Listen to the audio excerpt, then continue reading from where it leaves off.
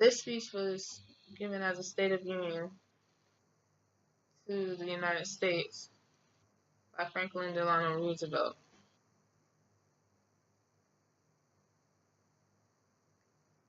after the attack on Pearl Harbor.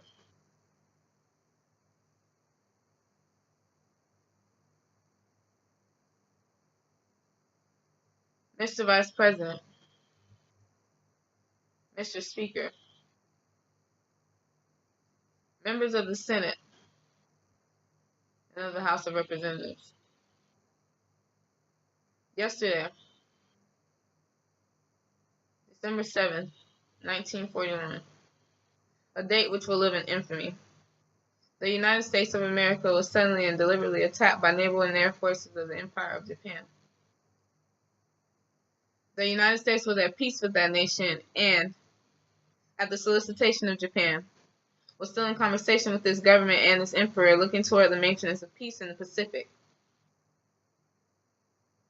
Indeed, 1 hour after Japanese air squadrons had commenced bombing in the American island of Oahu, the Japanese ambassador to the United States and his colleague delivered to our Secretary of State a formal reply to a recent American message. And while this reply stated that it seemed useless to continue the existing diplomatic negotiation, it contained no threat or hint of war or of armed attack. It will be reported that the distance of Hawaii from Japan makes it obvious that the attack was deliberately planned many days or even weeks ago.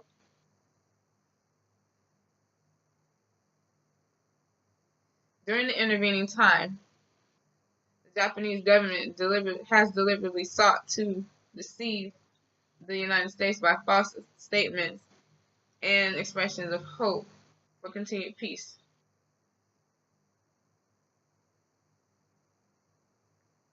The attack yesterday on the Hawaiian Islands has caused severe damage to the American naval and military forces.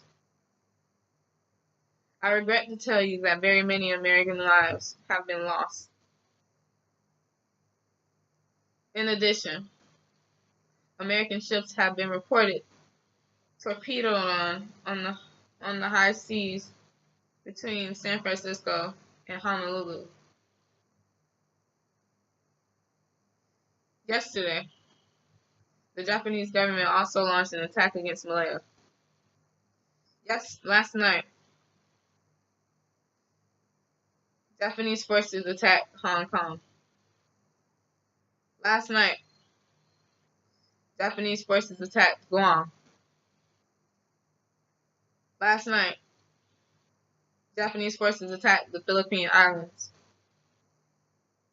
Last night, the Japanese attacked Wake Island. And this morning, the Japanese attacked Midway Island. Japan has, therefore, undertaken a surprise offensive extending throughout the Pacific area. The facts of yesterday and today speak for themselves. The people of the United States have already formed their opinions and well understand the implications to the very life and safety of our nation. As Commander-in-Chief of the Army and Navy, I have directed that all measures be taken for our defense. But always will our whole nation remember the character of the onslaught against us.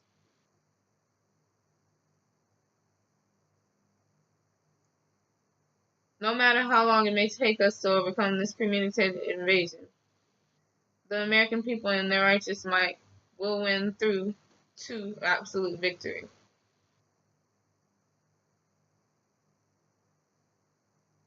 I believe that I will interpret the will of Congress and the end of the people when I assert that we will not only defend ourselves to the uttermost, but will make it very certain that this form of treachery shall never again endanger us.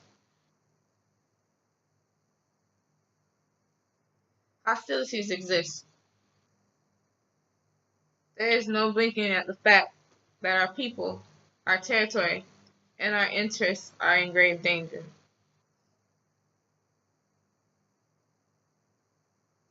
With confidence in our armed forces, with the unbounding determination of our people, we will gain the inevitable triumph. So help us God. I ask that the Congress declare that since the unprovoked and dastardly attack by Japan on Sunday, December 7, 1941, a state of war has existed between the United States and the Japanese Empire.